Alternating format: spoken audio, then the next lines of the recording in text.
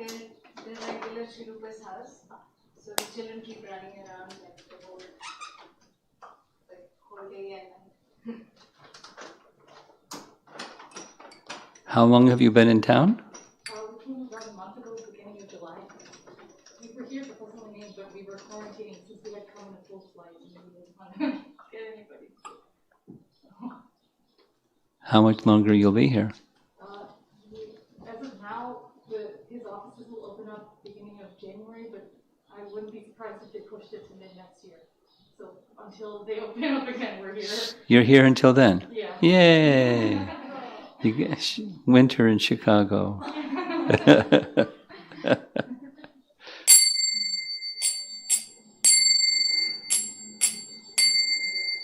Jaya Radha Madhava Kunja Bihari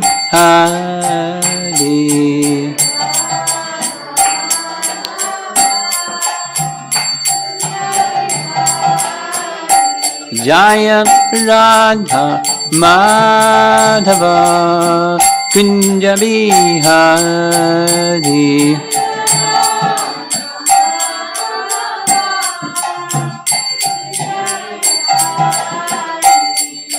Gopi Jana Vallabha Girivardhari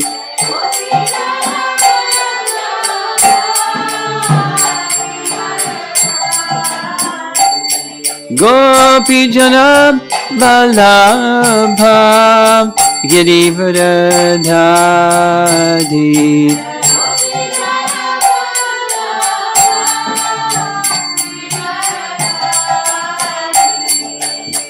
Jasodanandana Brajajanaranjana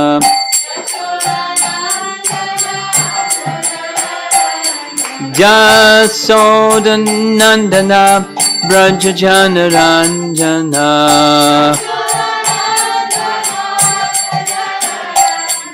Jamana Tiravana Chadi Jamana Tiravana Chadi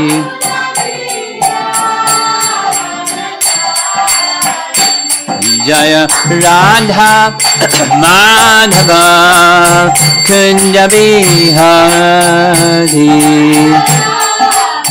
Madhava Kunja Bihari Jaya Radha Madhava Kunja Bihari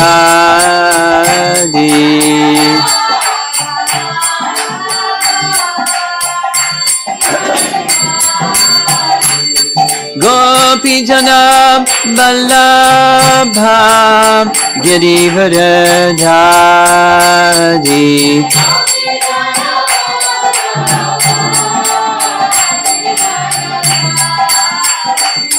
Gopi Jana Vallabha Girivardhari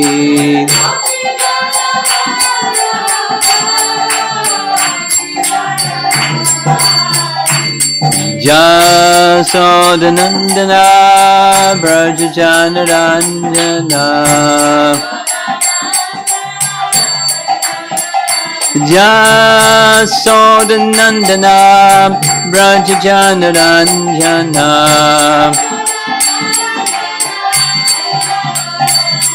Jamana Tiravana Chadi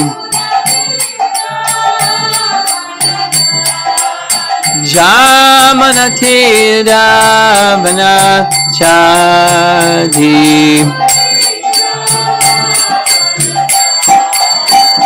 Jaya Radha Madhava Kunja Bihari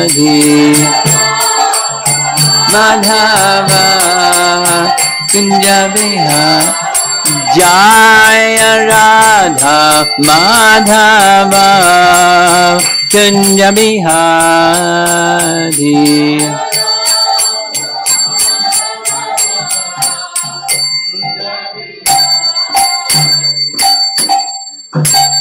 Jayam Vishnupad Paramahamsa Parivijagacharya Astatara Satasi Srimad His Divine Grace A.C. Bhaktivedanta Swami Srila Prabhupada Ki Gaur Premanandi. This is Vrindavan, where even the trees move.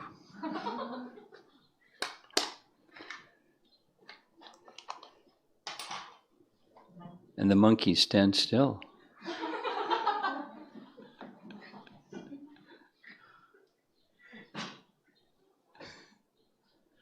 Except for the children.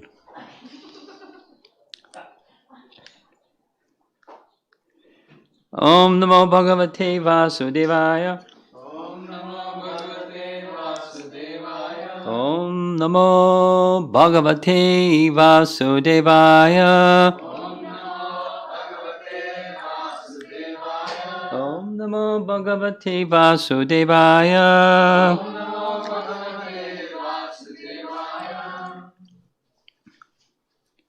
Well, you'll be happy to hear. We're going to continue with our theme song. Itam satam brahma sukhandu brutya. You know that one? This is from Canto 10, Chapter 12, Text 11. Those of you that like to look these things up on your handheld device.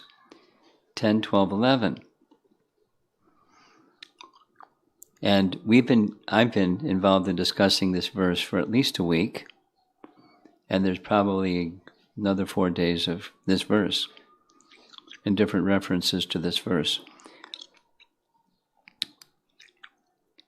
The verse reads, Itam satam brahma sukhanubrutya dasyam gatanam paradaivatena maya shatanam naradarakena sakam rajro krita punya punjaha. So it's a verse describing the super excellent position of the cowherd boys. And it follows the prior 4 verses that just describe what the cowherd boys do together playing with Krishna. They're a particular category of friendship. There's different names for different categories of friends. And these boys are sakhas. And sakhas implies or it indicates they just play. They just play. And Krishna enjoys their company and they're playing with the personality of Godhead. So the verse says, well, we've been hearing it over and over, the satam, itam satam, is translated as the Gyanis because it describes Brahma Sukha. They're interested, they realize Krishna as Brahma Sukha. So therefore it's the Gyanis. Itam satanam Brahma Sukhanu Brutya. And then there are those that are engaged in Dasya Bhakti to the personality of Godhead. And they have that realization, they realize Bhagavan as the object of their loving service. And the third category is Mayashrita, persons who have taken shelter of Maya, and they see Krishna as an ordinary person. But all 3 of them, without going back and forth as we've been doing, none of those 3, whatever the object of their perception realization is, they're far, far, far from the position of the cowherd boys that just play with Krishna. So I'm going to begin with some references from Jiva Goswami's Priti Sandarbha. It's the last of his 6 Sandarbhas dealing with the prayojana, the ultimate perfection or conclusion of the bhakti process. And it begins, this is Anuchhed 153. The Lord's pastimes of sweetness are the most exalted of his pastimes. To increase his enjoyment, the Lord enjoys these wonderful pastimes with many gopis simultaneously. Srila Shukadeva Goswami, Lord Shiva, Lord Brahma, and the sages and demigods know these pastimes of the Lord as the most sweet. Lord Krishna's pastimes are also described in these words of Srimad Bhagavatam, the words of Shukadeva, this Itam Sutanam Brahma Sukhanubrutya. In this way, all the cowherd boys used to play with Krishna, who is, this is a translation of that verse, who is the source of the Brahman effulgence for Gyanis desiring to merge into that effulgence, who is the Supreme Personality of Godhead for the devotees who have accepted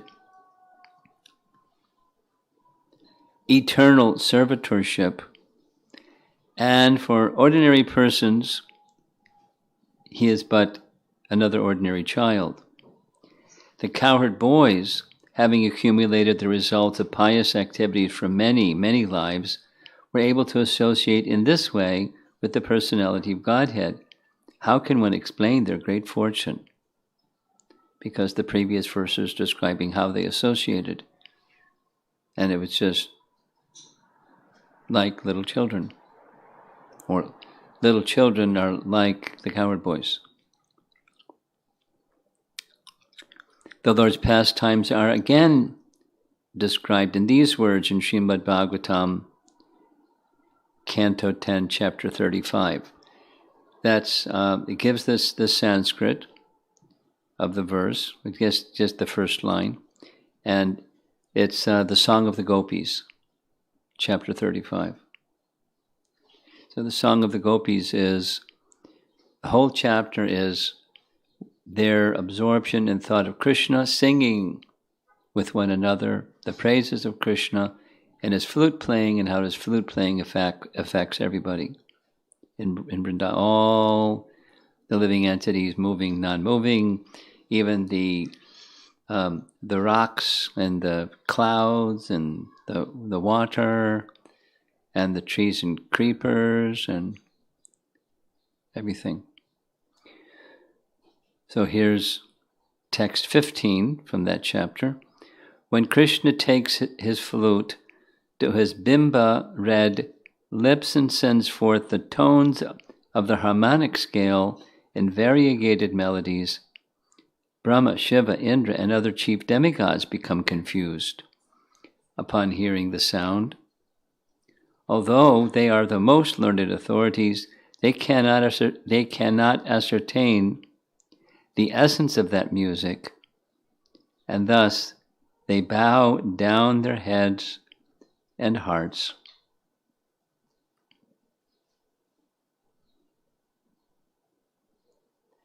The emphasis is on this section, the sweetness of Krishna's pastimes.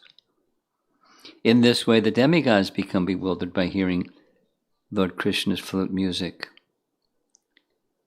And then in chapter 69, we're going to hear a verse. The devotees, this is not a translation, this is Jiva Goswami's commentary. The devotees, attracted to the principles of religion, appreciate the sweetness of the Lord, enjoying pastimes of preaching the rules of religion in his human-like Krida Manusha Rupina pastimes. These pastimes of preaching are seen in the following words spoken by Lord Krishna in Srimad Bhagavatam, chapter 69. O Brahmana, I am the speaker of religion, its performer and sanctioner. I observe religious principles I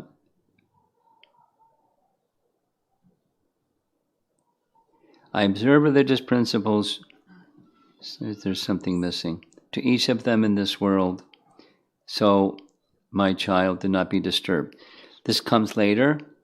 This is the chapter where Narada visits Krishna and Dwarka, and he sees what he sees. And when Krishna sees him, he worships Narada, and Narada's like, huh? And he becomes disturbed. And so we'll hear some more. Actually, we'll hear some more tomorrow morning. Really nice. After seeing many of Lord Krishna's pastimes, Narada Muni became filled with bliss. Still thinking of the duty of preaching the principles of religion, he became worried. Lord Krishna spoke this verse to him.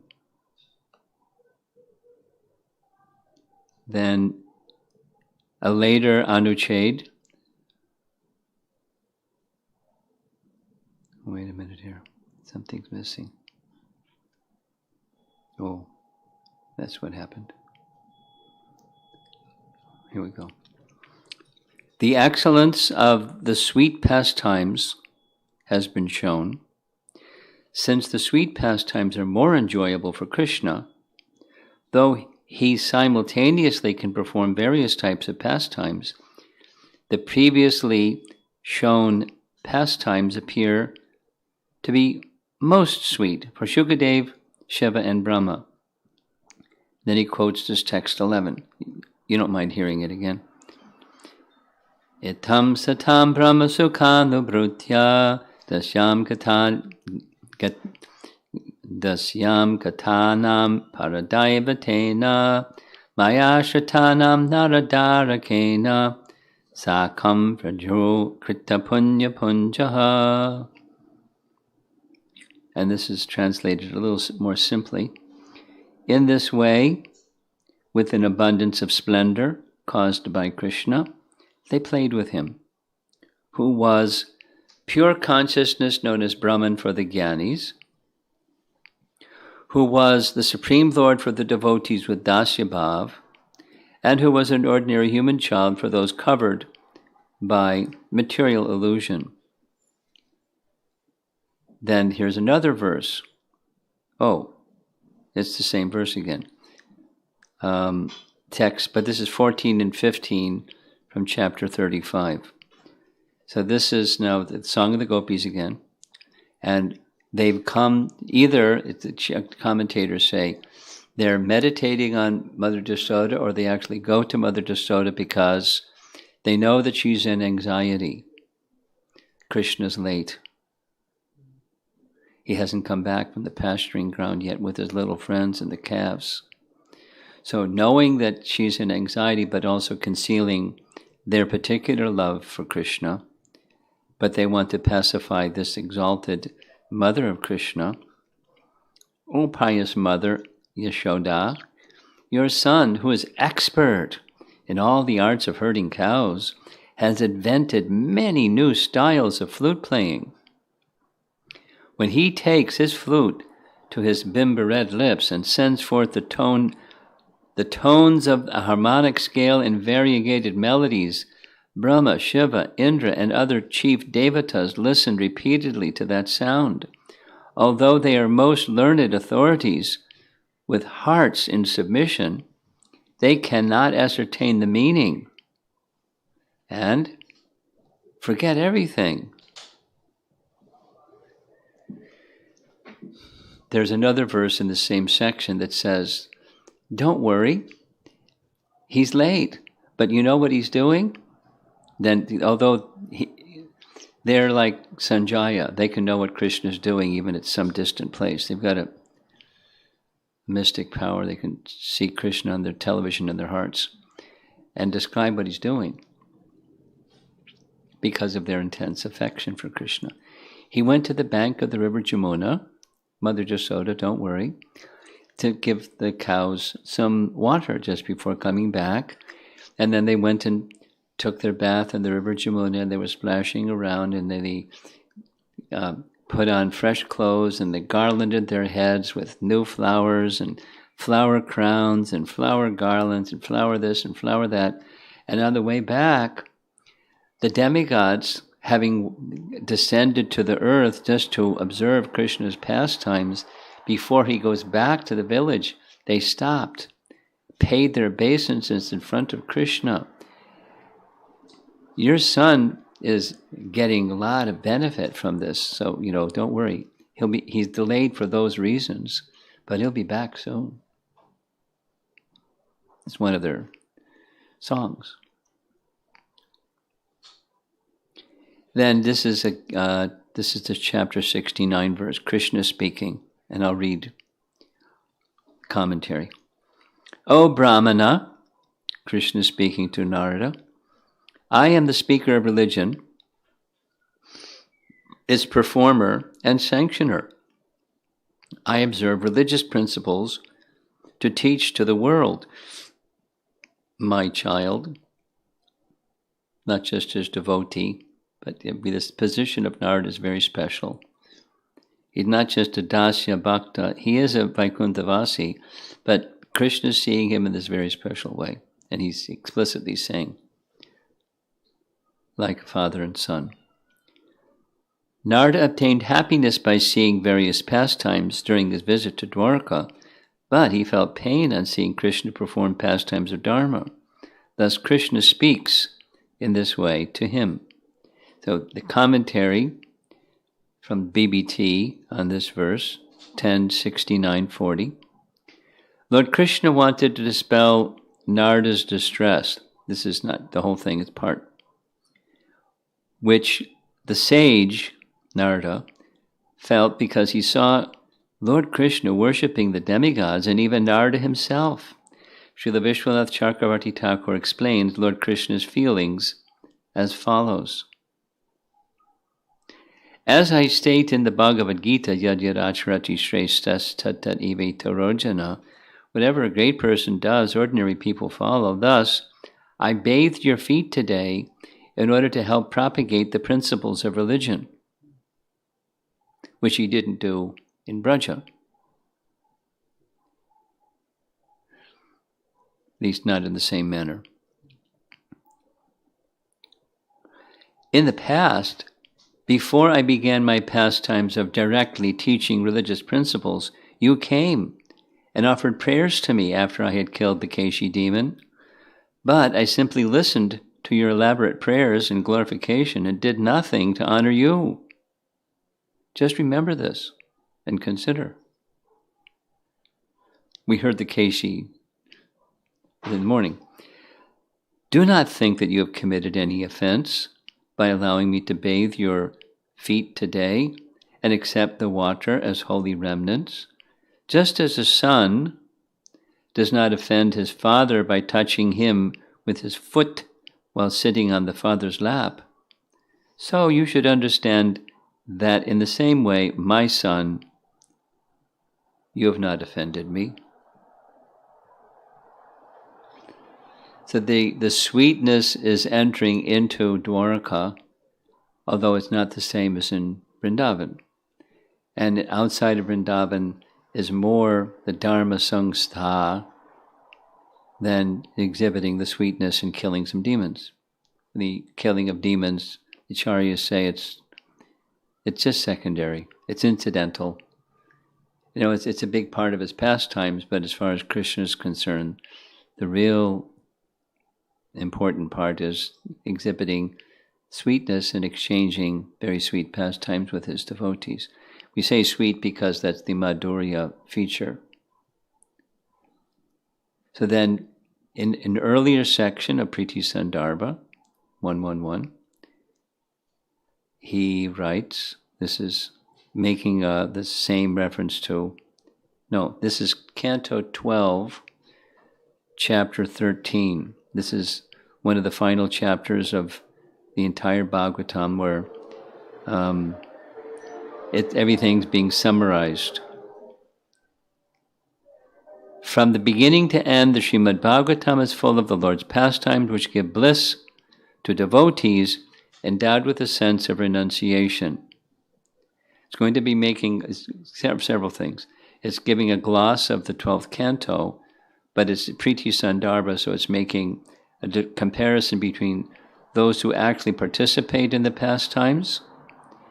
It uses the phrase antaranga, his internal devotees or confidential devotees, and then those that just read and hear Srimad Bhagavatam that aren't in that same category. There's a sweetness for both, and the sweetness is super excellent for those who actually participate in the pastimes. But there's sweetness for everyone because they're sweet. That's the point.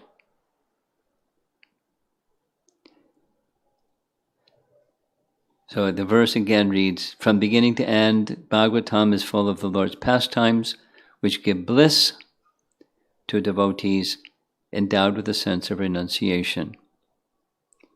And an earlier chapter, this is chapter 4 of 12th canto, for a person who is suffering in the fire of countless miseries, and even for persons who desire to cross the insurmountable ocean of material existence, there is no suitable boat except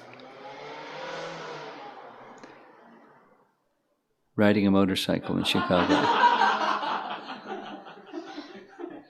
No, there's no suitable boat except cultivating the nectar of the narrations of the Supreme Lord's pastimes. So that's way before this summary section, chapter 13. This is chapter 4.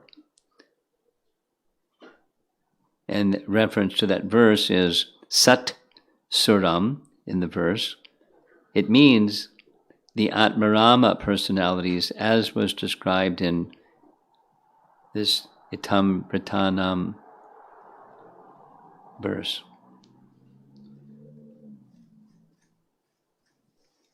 So, in the phrase Itam Satam, Itam Satam. So, Atam Satam is translated consistently by our acharyas as the impersonalists, the Gyanis, specifically the term is used, because it's Brahma Sukha.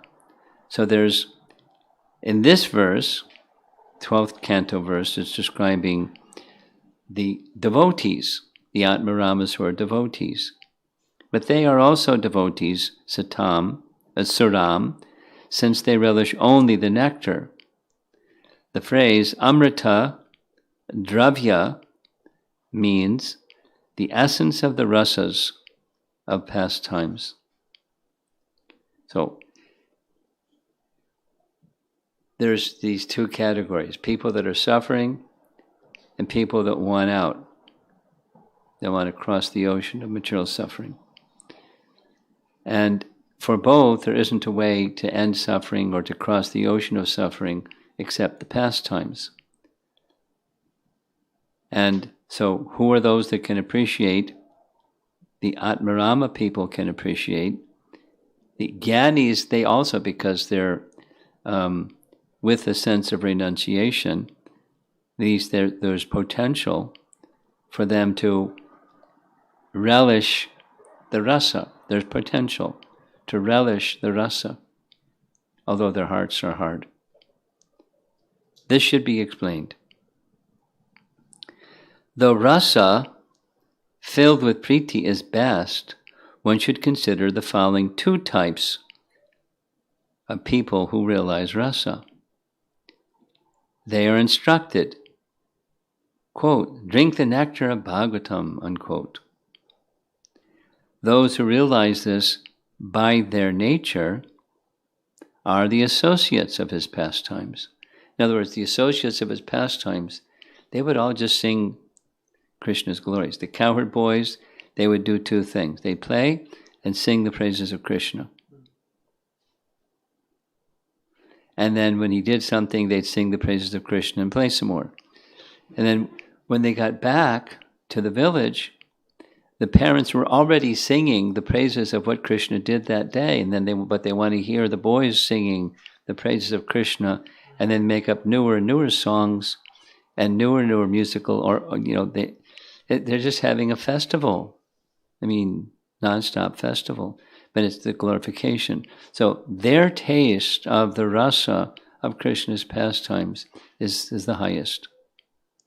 Whether they were directly participating or hearing about others who were participating, like the gopis, they weren't participating with the cowherd boys, or all the other entities that heard the Krishna's flute, but they were experiencing a taste of that experience of those who were experiencing Krishna's flute song, and they weren't envious, but they were feeling ecstatic, so much so that they forgot all the material tribulations.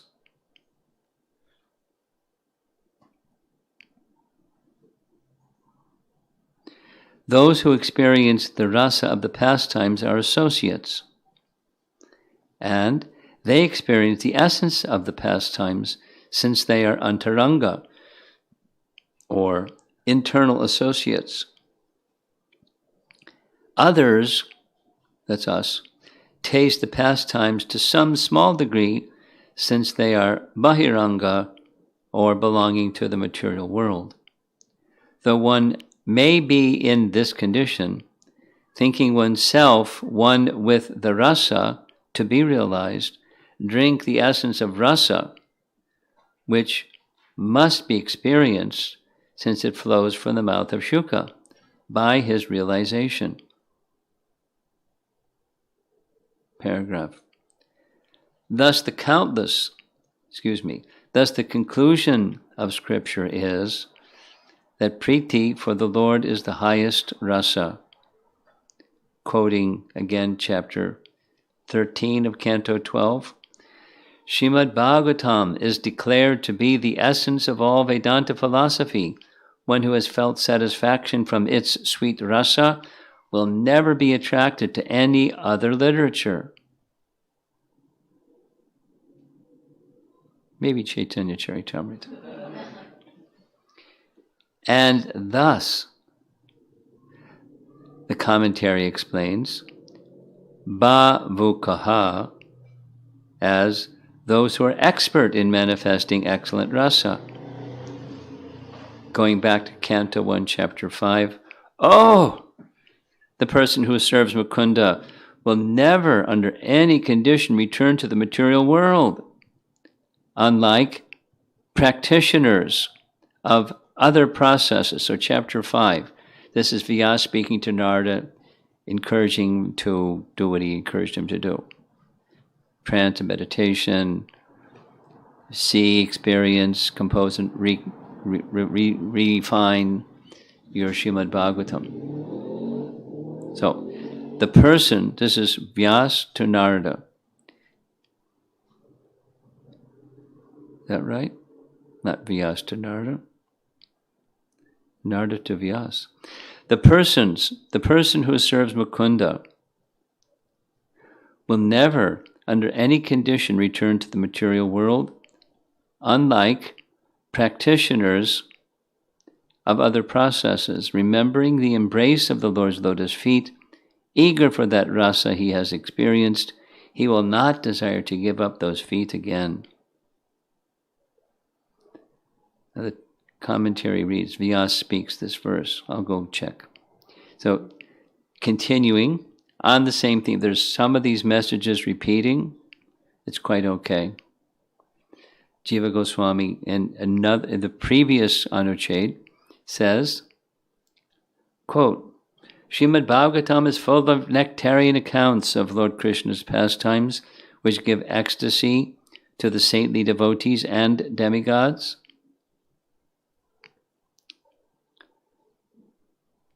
That narrations of the Lord's pastimes are sweet is confirmed by the same verse from Canto 12, Chapter 13.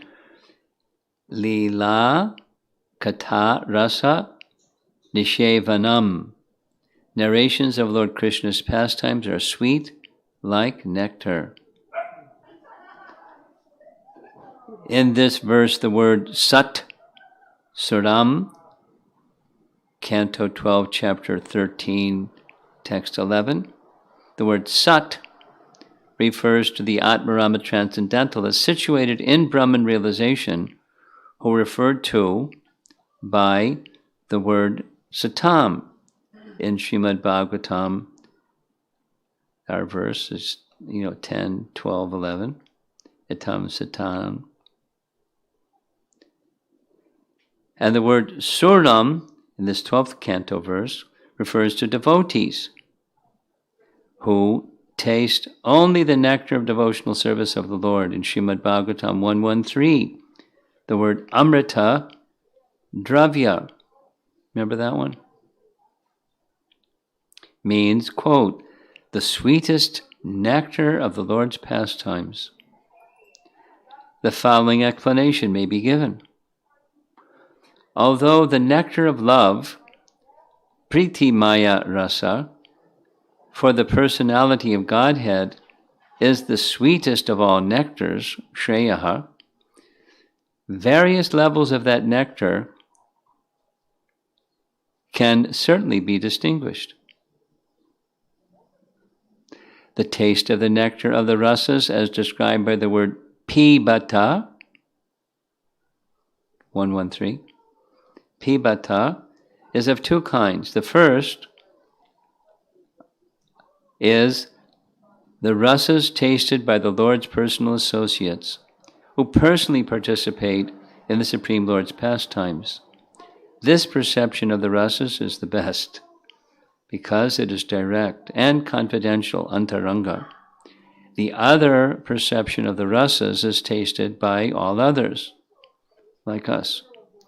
It is indirect and not confidential, bahiranga. These two levels of perception of the nectar of the rasas are both described here by the single word pibata.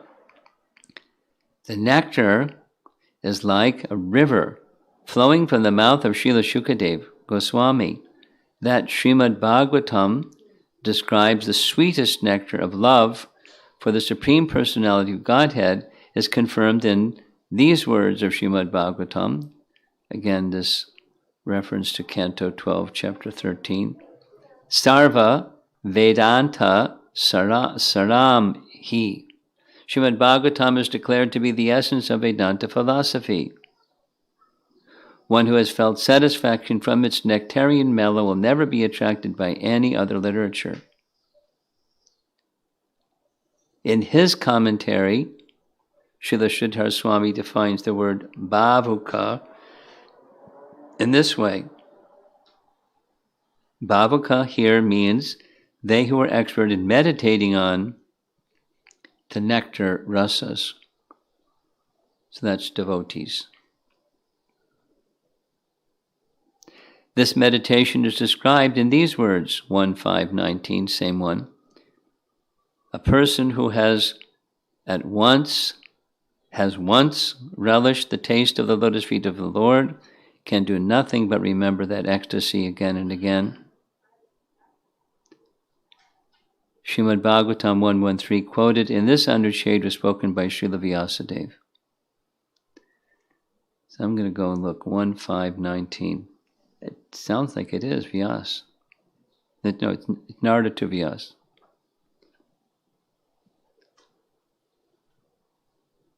One 5:19.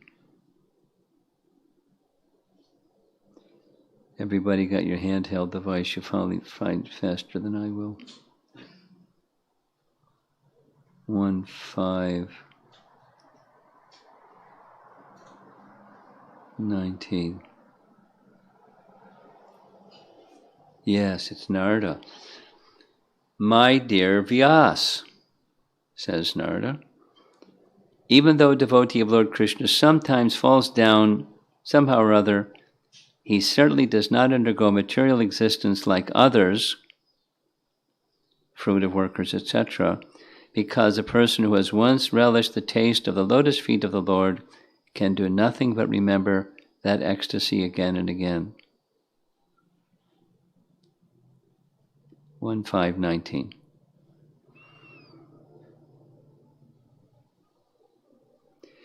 we all probably have our favorite devotees who somehow took a detour and checked out, and on the authority of Srimad Bhagavatam, we can know, and Prabhupada's explanation, and from our experience too, from knowing people that checked out, they can never forget Krishna. They can try and this and that. It's never the same. They're infected. Incurable disease.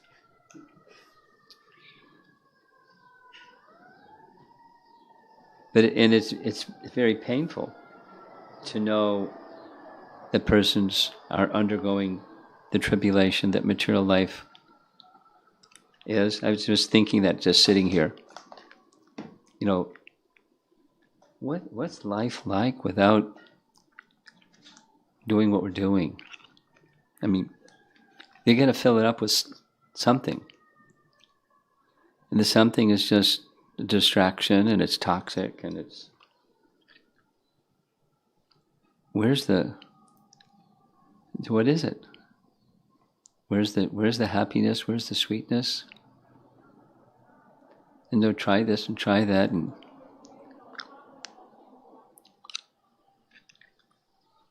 make songs about it. Can't get no satisfaction. That was maybe before your time, but it's a very popular song by the Rolling Stones. Da-da-da, can't get no boom, boom, boom, boom, satisfaction. Much better than that, though. And they're dancing and, flying in the sky with their LSD and,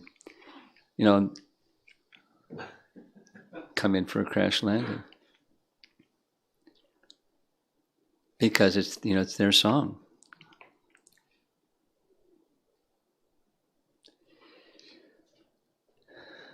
There's no substitute. And so, having once tasted, I was thinking this, when I read it before coming over and now reading here it again, I don't mind giving his name in this. Well, maybe I won't give his name. There's one devotee who was born in a Iyer Brahmin family in South India. So family worshippers of Shiva. And his wife was similar background and worshippers of Shiva. And they were introduced to Krishna consciousness, became married, and at their wedding, it's one of those torturous South Indian weddings that took 3 days. From morning till night. They must have been exhausted by the end, and everybody else. But anyway. So the husband told me the story much later, wasn't like right after their wedding. He said his grandfather was a avid, or his whole life was made up of reading books. He read books and read books and read books, and that was what he did. A Brahmin that read books. And during his wedding, for 3 days, he noticed his grandfather over there without a book in front of him, just reciting something for 3 days. So out of curiosity, socially, he asked his grandfather, "What was it that you were reciting?" He said, "I was reciting Srimad Bhagavatam." From memory for 3 days. And then his grandfather told him that my whole life I've been reading books. And because you became involved in this organization, I started reading Srimad Bhagavatam. And now that I've begun reading Srimad Bhagavatam, I don't want to read anything else. And he doesn't just read it. He tastes the nectar of the verses in Sanskrit for memory. Now, what he understands of the meaning, not to say he's not reading the Prabhupada's commentary, but his thing is the Sanskrit and the verses. but it's full of nectar. What to speak of the purports and the commentaries of our acharyas to go more deeply and go more deeply. So there isn't anything that compares to it. That's the point that's being made. And there's categories of those that can taste that rasa. So we're hearing from Jiva Goswami's Pritya Sandarbha commentary, there's this, that, and the other category of persons. So the satanam, the satam persons, they're the gyanis, and they're interested in Brahmasuk, but if they come in contact, it's also nectar. A nectar like they don't know, and just Brahmasuk. It's something else. It's not the same. Certainly not the same. The Gyanis that are interested in Brahmasuk are not the same as those that are in Shantaras. But those that are in Shantaras, it's neutrality or a reverential regard. Passive, Prabhupada sometimes calls it, passive, and then can contrast as active. So neutrality or passive, then active as Dasya Rasa. So when Krishna plays his flute, this is chapter 35 now, the sweetness, they're in ecstasy. And they by sanchari bhav symptoms, they manifest that ecstasy. The hair is standing on end, this is the trees, and tears flowing from their eyes, the sap just drips from the trees. The waves reach their hands, when they hear Krishna's flute, they reach their hands in the air, that's the waves, to catch some of the dust that falls from Krishna's feet. And then suddenly, the river just becomes calm as ice. They're stunned in ecstasy. The rocks start to melt and flow, and the things that are standing still start to move. The clouds in the sky, hearing the sound of Krishna's flute, very mildly, because they don't want to overshadow the sound of the flute, but they accompany the sound of the flute. The bees, hearing the sound of Krishna's flute, they come and they make a bee sound, buzzing or humming or whatever it is. And Krishna hears the sound of the bees making their sound, so he complements their sound with his flute playing. And then they start dancing to the sound of Krishna's flute playing. It's like, wow. What a blast, huh? The peacocks, hearing the sound of Krishna's flute, they start dancing wildly. And the animals up on the hilltops, seeing the peacocks dancing wildly, they stand stunned and like painted pictures. Hearing with their ears raised to hear the sound of Krishna's flute, experiencing ecstasy with tears coming down their eyes and seeing the peacocks dance. And that's every day. And this is the gopis every day meditating on how fortunate is the cowherd boy who Krishna leans his upper arm on his shoulder, that we don't have such fortune ourselves. How fortunate are these? They're not envious, they're just how fortunate are these cowherd boys. So, hearing about it is nice, but we're not the antaranga folks. We're the sadhakas. So we're not exactly, like a scholarly type person that might read, or a totally worldly person that might read. But even the totally worldly person that might read, it's very attractive. And here's a Lord Shiva worshipper from childhood, it's so attractive. Now, Jordaivam Idrishi Mahajani Nandaraga, for there's all kinds of taste and rasa there, but we're unfortunate because we're not able to taste the fullness or much, something, certainly.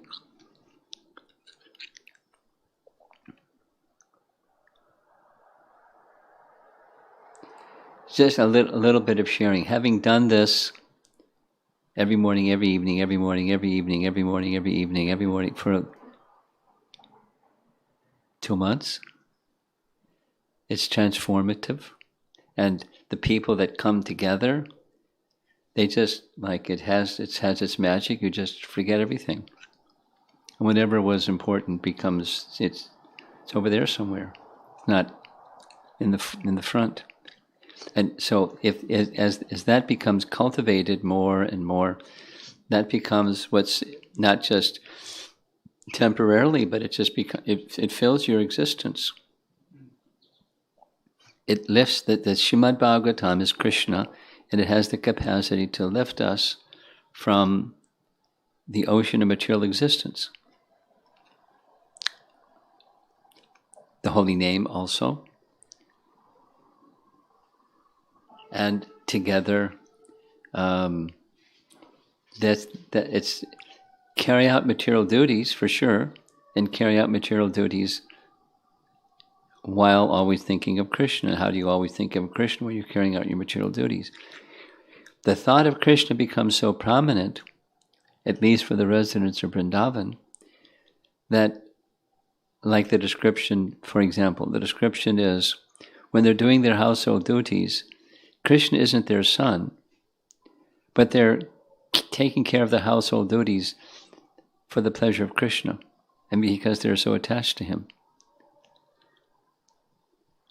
It's not a mechanical, it's not a sadhana, it's a spontaneous attachment to Krishna consciousness.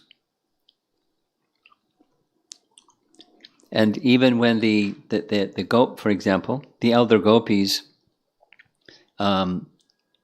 they're dutiful. They don't like run away and say, "Oh, forget our household duties." So when Krishna comes to steal butter, they're upset because it's interfering with their household duties, because they have to go watch him. And if they go watch him, then he does some other mischief. He finds out some clever way to steal anyways. And it's just like, it's endless. They go to complain to Mother Yasoda, but it's not really complaining. They laugh. They're in ecstasy about this naughty boy. And it's described by our acharyas as part of the sweetness. Although it doesn't look, if it were to happen in this world, if someone were to regularly come in your house and steal something, I mean, some once or twice a little child comes, but if it's just like, what are you going to do? Go to their parents and look,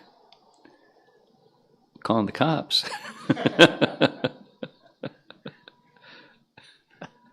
Or whatever. But they have such love that they come to say, but it's with laughter. And Krishna's looking at Mother Yasoda like maybe she's going to reprimand me. And the acharyas say, actually, that's what he wants. But she doesn't. She just lifts him up and embraces him and says, why do you do these things? So he decides to do something that will cause her to reprimand him. He eats dirt.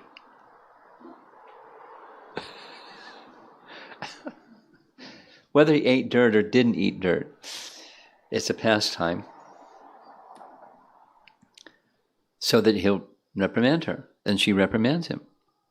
Yay. It's part of motherly affection. He knows that. I mean, little children don't like to be reprimanded by anyone. But he wants.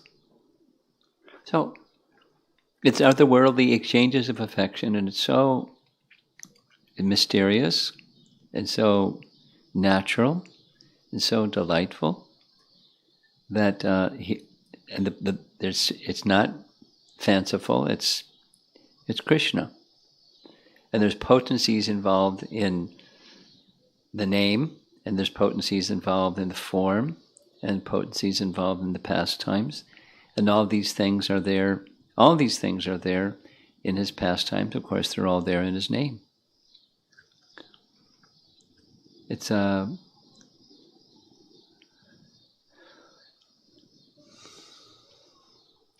attractive, very enchanting and charming.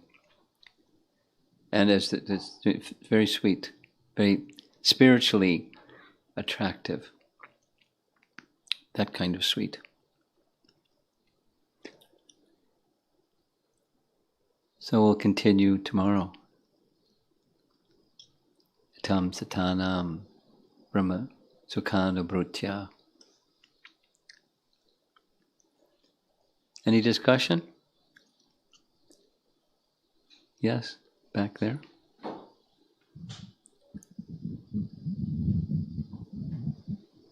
Maharaj, you were speaking on Janmashtami Day about Tattvataha and how Jiva Goswami explains that one who understands, or Tattvataha means to understand both the external and the internal features of Krishna.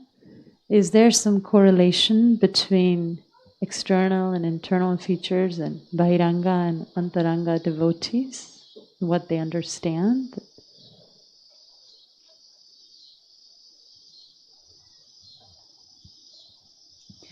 Well, the emphasis, let me think about that. There's certainly some emphasis between the primary and secondary reasons of Lord Chaitanya's appearance. It's one-to-one correlation. But the reference that's being made here is the degrees or capacity of receptivity for experiencing the sweetness. So it's not a one-to-one correlation. Now, is there any... So, I'll just say it again. Sweetness experienced in its fullness, sweetness experienced in less than its fullness in differing degrees by different persons. And the focus is on the potential to experience Krishna and the sweetness aspect.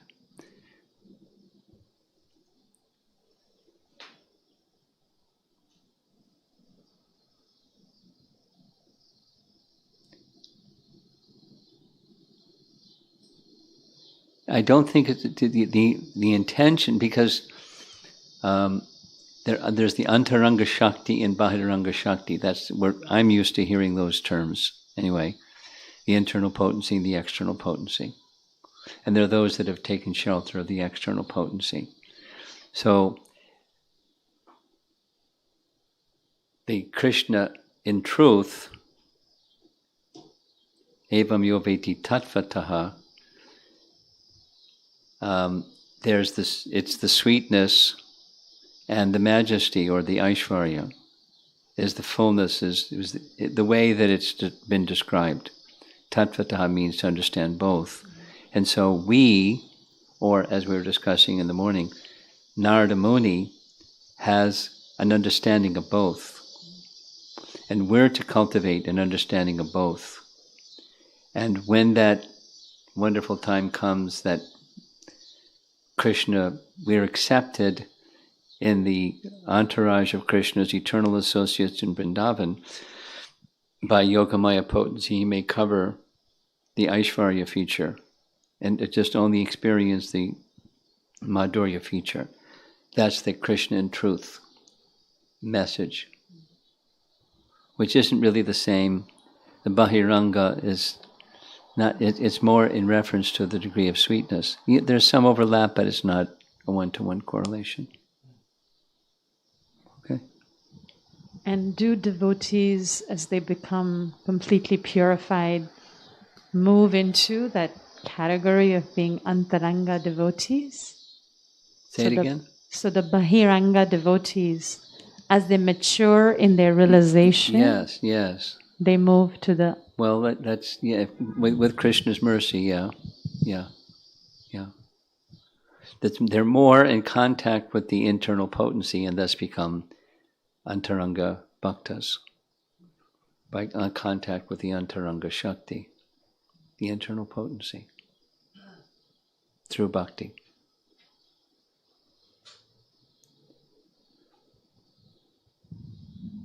So it's different than, Nitya Siddha and the Sadhana Siddha. You never become a Nitya Siddha devotee. That's right. So this is different. Well, yeah. Yeah, it's different. I mean, Nitya, taken in its literal sense, the Nitya Siddha never becomes a sadhaka, and the sadhaka never becomes Nitya. It's categories.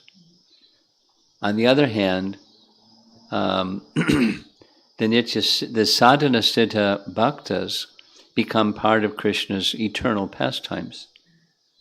They take part in Krishna's Nitya Lila. And they're not always, I've got my credentials says I'm a sadhana siddha. I'm not one of those Nitya Siddha Prabhus or gopis. There's no distinction. Let's say, Putana, she doesn't have a special badge in Vrindavan that says, I used to be a demon, but Krishna gave a lot of mercy, and I'm the Kripa Siddha. So Prabhupada says, Siddha means Siddha. There's no distinction.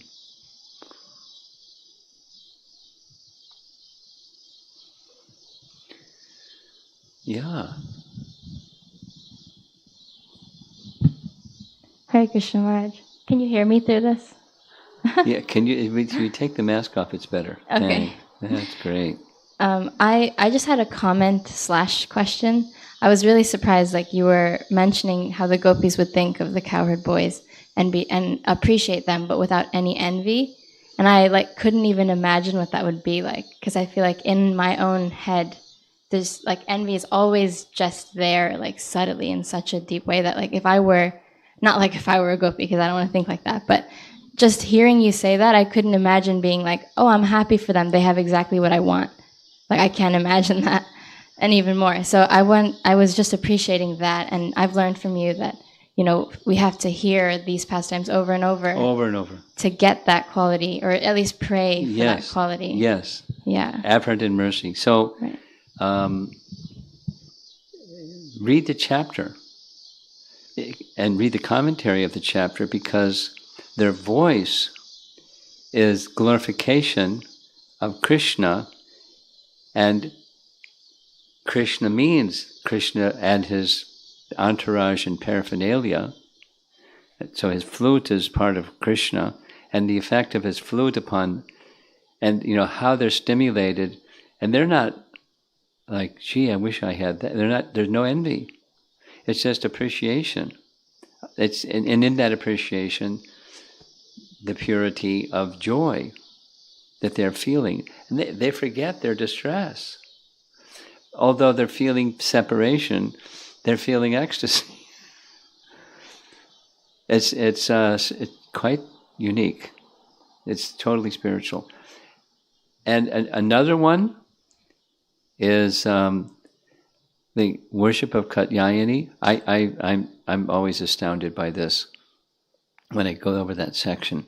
There's a standard prayer, and the acharyas say there's a part of the standard prayer where you put in the name of the person who you want to be your husband. And they're all saying the same thing together, and they're all saying the same person that they want to be the husband of, or have as their husband. And there's no envy. There's no pecking order, you're higher, you're lower, wait a minute, get out of the way. No envy. Unbelievable. Where's that? It's not in the material world. So their love for Krishna is not lust. Although it's the transcendental lust in that sense, so lust is sometimes used, but it's not the kind that we know. And just today, there's a devotee, well, some of you maybe met her when she came here with her 2 daughters for the Gita camp, Jai Radha. She's Chinese, and she brought her 2 daughters. She's now preparing to teach Bhakti Shastri, and she's learning everything from zero without having a teacher. She's just studying, and she asks me at least 2 questions every day, maybe 5. And so one of the chapters that she's preparing the curriculum for to teach to her Chinese god sisters, or the Chinese devotees, is envy. Dvesha is dvesha, dveshataha, and so forth. There's different derivatives of that Sanskrit word. So she wanted to know what's the meaning. And is it the same as lust? That was her question. It's part of her question. So a dictionary definition is, it's not just somebody may have something, or somebody may have a quality, or someone may have some title, and I feel I deserve that. And so that emotion that arises when you perceive in that way is called envy. That's a dictionary definition. And Aristotle gives his one that's almost the same. So there's no envy.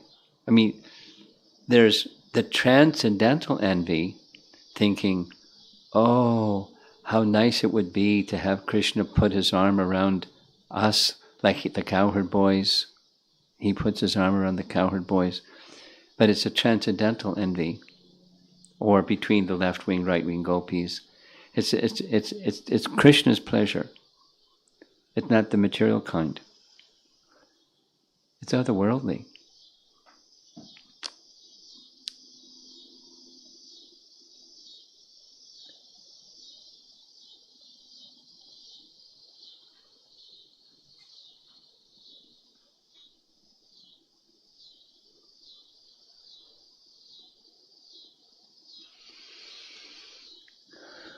And hearing it again and again not only helps us aspire for that kind, but the potency in just this, the pastimes and the sound vibration itself, it elevates consciousness of its own accord. We're covered, so we don't experience the fullness of it. That's what was the section that we read. But the potency is there. Keep reading. In the association of like-minded persons who want to get there.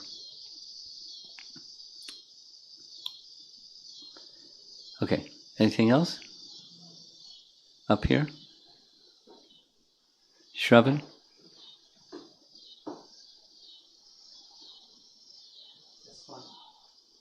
Just wanted to share some appreciation. Just wanted to share some appreciation as I was hearing our comment that we hear that in order to even come to the level of studying 10th canto, the process is gradual elevation in consciousness. Mm-hmm. And as you were reading the commentaries, it seems like right from first canto itself, those who can relish the words of Sukadeva Goswami, they are experiencing that nectar coming right from first canto, first verse, first chapter. So I was just appreciating that somehow I think even to begin studying Bhagavatam, we need to be qualified to receive that mercy from an acharya like Sukadeva Goswami to relish. Otherwise, it may be licking the example that Prabhupada gave us, like licking the honey from the bottle, but not exactly tasting the real sweetness. But it seems like those devotees can experience the sweetness right from the first canto itself. And Vyasadeva laces the first canto little by little with that unique appreciation, little by little. Even in the first canto, like this verse that we just read, chapter 5, or chapter 8, where Kunti speaks about Mother Jasoda, and so forth and so on. It's from the very outset. It's not in its full-blown, fully manifest, fully matured, fully developed stage, but it's preparing the reader to come to that stage right from the get-go, right from the first 3 verses.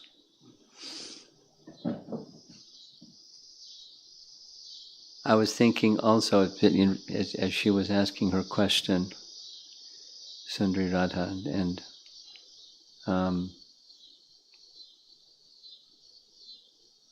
I was thinking of Vaisheshika Prabhu, because Prabhupada used this phrase, transcendental competition, and comparing it to the gopis, that he said, no, it's good that Tamal Krishna Maharaj is competing with Ramaswara, is competing with Bhagavan, and who's going to be number 1 on the book distribution chart. And Prabhupada was encouraging it. But because you brought this to my attention, newer and newer ways to increase worldwide book distribution is the meditation of Vaisheshika Prabhu.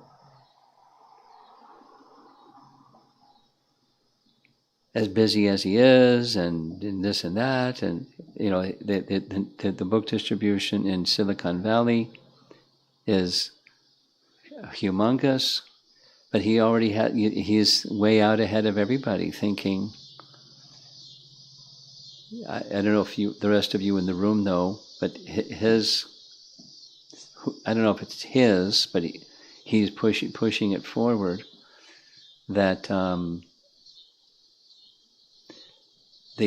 those who contribute, who are purchased and make gifts of Srimad Bhagavatam or whatever, their names will go to Naimisharanya on Bhadra Purnima, and there'll be a big festival, yagya in Naimisharanya, which is, we visited.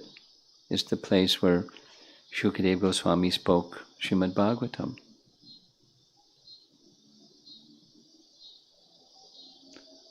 And it's for the world, the whole world.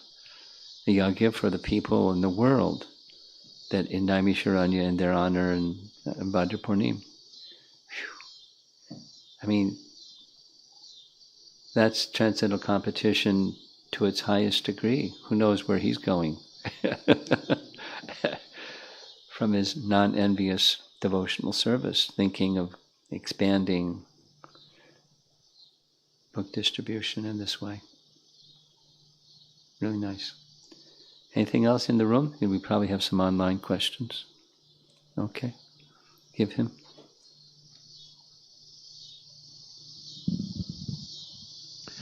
Vishalaksha Prabhu's question. He says, Krita Punya Punja of Gopas refers not to material piety, rather spiritual piety or devotional service done in their many lives to associate and serve Lord Shri Krishna. Yes. Kindly enlighten me. Well, you just did. You've been attending the classes that prior to this, and elaborately, that point has been made. It's not material piety that's being spoken of. It's volumes and volumes and volumes of devotional service, that kind. Next. That's it. Anything else in the room? We're ready to go. She's got something more.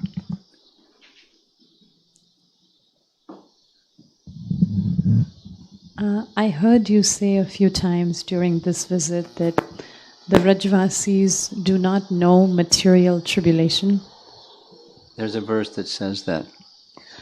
And in the morning class, you were mentioning that we're almost coming to the point where Krishna is going to be leaving Vrindavan. So there's this, it's building up, that and the sadness is going to be coming now, the Vrajavasis. And yet they don't know material tribulation, because that is a completely spiritual ecstasy. Yes. Or like you mentioned in the class today, Mother Yashoda was very worried because her son had not come back from the forest. And That's an ecstasy. so none of these are material tribulations, so they don't know material tribulation. Yes. Here's a detail. See if I can remember the Sanskrit word.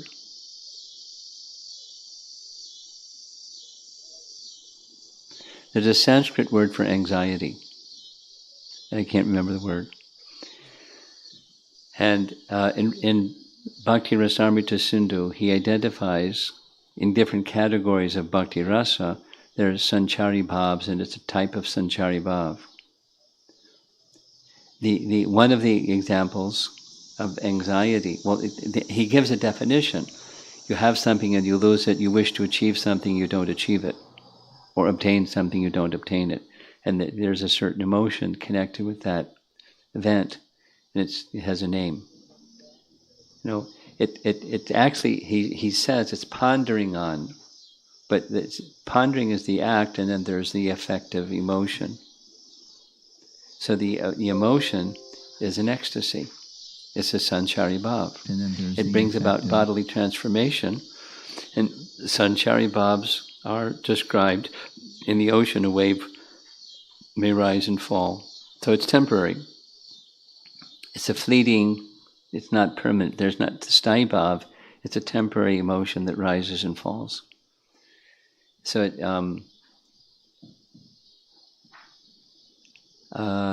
when Vasudeva warns Nanda Maharaj, there may be danger, better be careful. He's feeling that feeling. But it's not a material emotion, not a material tribulation. Then he gets back, and another time, and there's a twin Arjuna trees fell over. And he has that same feeling.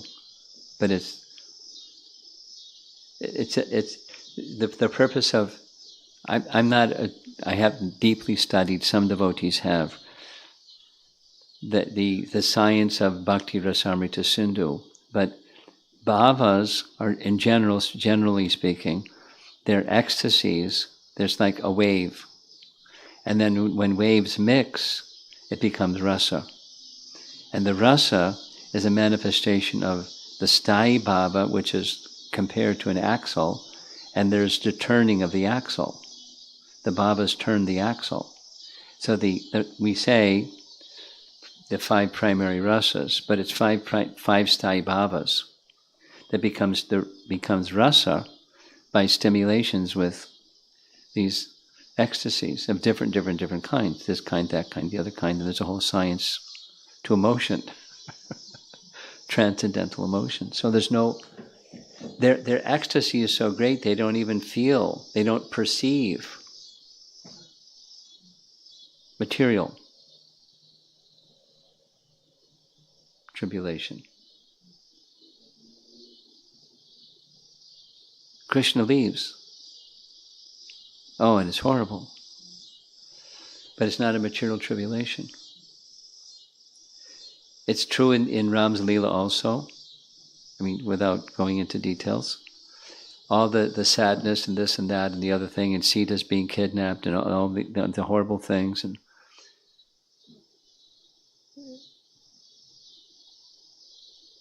it's an ecstasy. It's a puzzlement, because through the material lens it doesn't look like ecstasy, it looks like misery. And we don't want that. We want, so therefore impersonal.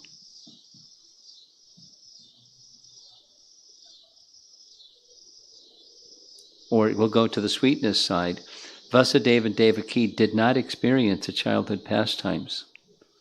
They did not experience those intense feelings when Krishna was encountering different demons. They didn't even know about it. They're in prison over there. So they went through the tribulation of parenthood. So which would you rather have? And you know, the residents of Vrindavan get all the full range of emotions, where there's no material tribulation, but it's the full range of emotions. And it's just different varieties of ecstasy stimulating their sthai bhav, their primary relationship with Krishna.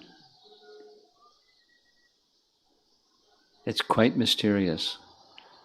To the material calculation, doesn't compute.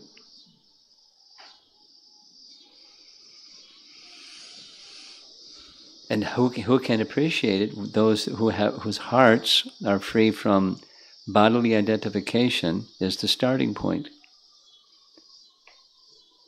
Brahmabhuta prasanatma nasochati nakangsati.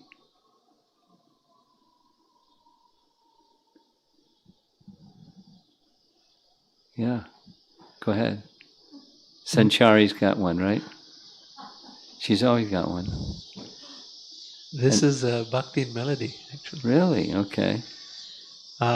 Besides the appreciation for each other, is it possible for the associates of the Lord to develop a desire to change their roles? It's possible. Tamal Krishna Maharaj asked Prabhupada this question. And Prabhupada's answer was, the spiritual world is not static, it's dynamic. But he didn't elaborate.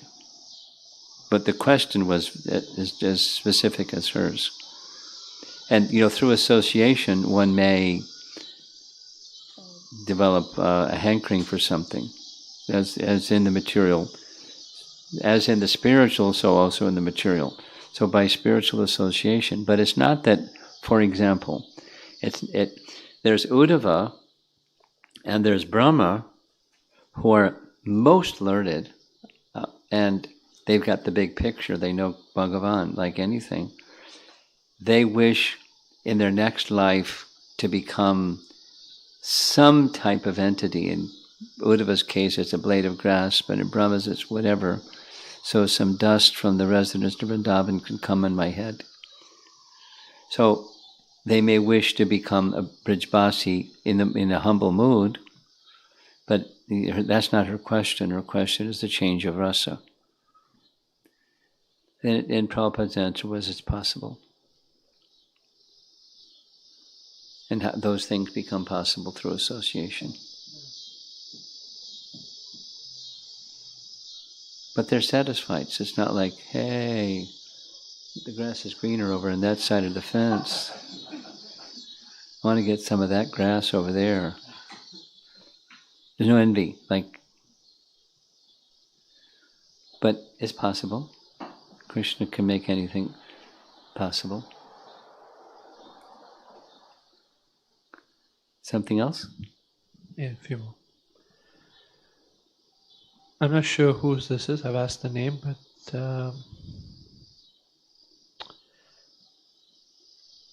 the person asks, Maharaj, I know ISKCON has focused its book distribution efforts on the college campuses, but do we also send Srila Prabhupada's books to our political leaders, or would it be a waste of time? No, not at all. I don't know where this person gets the idea that our focus is in this audience or that audience. It's not so. Our devotees like to go where there's receptivity, but devotees go all over the place. I just got for example, I just got a report from Paramakruna when he was up in the Upper Peninsula of Michigan in something or other place, and they were going to parking lots at Walgreens, and he said practically everybody was taking a book because they were like really simple people. They weren't distracted by glitter and clamor, and so they were happy to take books even with his mask on. So he was having a nice time. And just today, Devamrita Maharaj sent me a photograph of the Prime Minister of New Zealand, I forget her name, she just recently got a book, Prabhupada's Bhagavad Gita. She's holding Prabhupada's Bhagavad Gita with a picture with the person that gave her the Bhagavad Gita. And her comment was, "I've always wanted to read this book." And then Maharaj's comment, "It's not the same as Trump." I don't think he'll mind me quoting him on that one. This is the person who asked that question is Bhakta Sean, and he said, "I had the honor of serving Maharaj many years ago in Chicago." Okay. Okay. Next question is Varsana Mataji. She asks, as I'm hearing Vrajavasi's heart filled to the brim with these ecstasies, I'm marveling how Srila Prabhupada still had space for souls like us. How was it possible for Prabhupada? Well, love and compassion. Love for his spiritual master and the order of his spiritual master on his head, carrying it as his life and soul, or his heart. And then, you read how Prabhupada, or hear how Prabhupada spoke in classes, and you can hear it in his voice. He's calling out with compassion. He was driven by compassion, and it comes out very strongly. He wants people to not have to suffer. And he knows how they can not have to suffer. And he wants them to receive it. And sometimes he has to say it really strongly. But, with power and with vibrato and with emotion, compassion. Love and compassion. In real sense, real practical sense. So he was foregoing his own relishing of the nectar for that purpose. Love and compassion driven. Next. Sanchari asks, well, she says, the only question I have seems a bit silly compared to the discussion happening right now, but due to your encouragement, I'll ask it anyway. Okay, and you're encouraged. Feel encouraged. We're counting on you every class. Say something. To be a pure devotee, one has to have true humility. Yet to be truly humble, one does not consider themselves a pure devotee. Do pure devotees know their own status? Yes.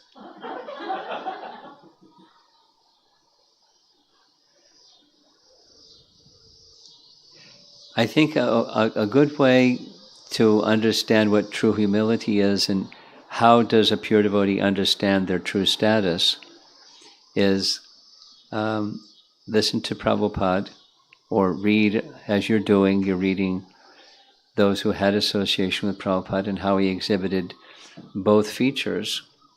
And just like, you, or let's say, a pure devotee, Krishnadas Kaviraj Goswami is an example. He was Kaviraj, and he knew Lord Chaitanya's pastimes. He was hearing it every day for hours, from Raghunath Das Goswami, a Prayojana Guru, who had direct association with Lord Chaitanya. Wow. And Radhakund for hours every day. So they asked him, people won't get the chance to know all these pastimes directly. Can you please write? And he was feeling unqualified, although he was qualified. And he did it anyways, because he got the blessings and the Vaishnav's order carrying on his head. So he did it. And how can he do it? And you can't write about Lord Chaitanya's pastimes unless you're pure. You can't do it effectively unless you're pure. And so he speaks or writes, lower than a worm in stool. That's pretty low. And it wasn't just like poetic cuteness. He felt, but what carries the person who's spiritually qualified and feeling therefore very genuinely humble forward is the order of the superiors. And so one moves forward. So just like to some degree at least, and we all know to some degree at least, the contaminations in our heart. And we can pretend something, but we know at least to some degree the contaminations in our heart. So pure devotees certainly must know, but they're feeling this profound humility. They're aware, and they're the profound humility feelings at the same time. Next.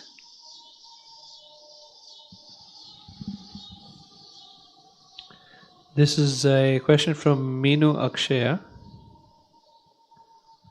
Do the Gopikas or other Vrajavasis come back to this material world as spiritual leaders of some sort to spread Krishna bhakti? If Krishna orders them, sure. They do whatever Krishna wants. That's it. That's it? Okay. Anything else in the room?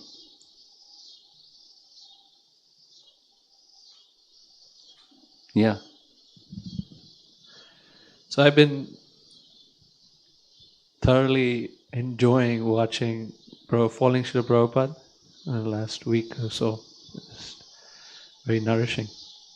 And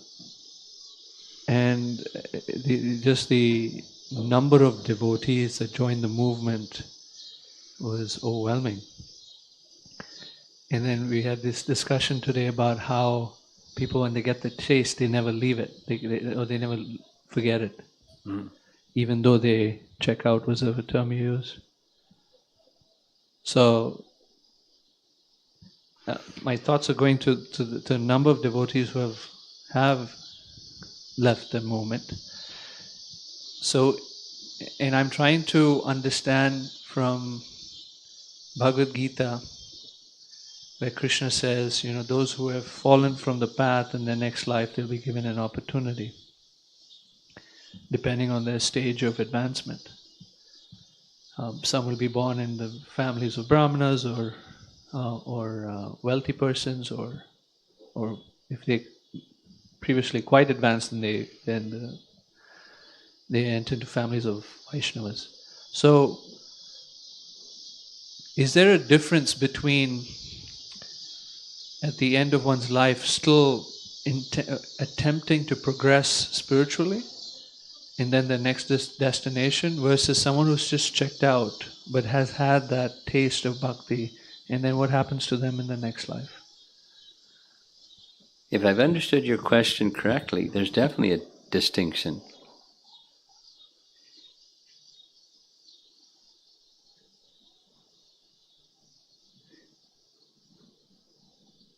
There's likely of the three options: go to the heavenly planets, come back down again, take human birth in one of those conditions, or just take birth in one of those conditions. Don't have to go roundabout heavenly planets, then back down again. Or the third is just take birth in the family of devotees. And so, of them, that's far more favorable because of reasons. They'll have to wait till someone comes along to teach them because their mother and father are teaching them because they've taken birth in a devotee family. And then there's different qualities of mothers and fathers that can pass on bhakti. And so, yes, there's a distinction between those that checked out, but the impression of Krishna is there, and those that are right up to the end of their life have been progressively striving to go further. destinations are made appropriate for those different situations. Does that answer your question? Yeah, and I was thinking about Neha Vikramanashosti. So even if they've performed a little bit of devotional service and have checked out, then they will at least get a human life. Yes. Yeah. They won't have to see Yamaraj. Okay. Prabhupada ki jai.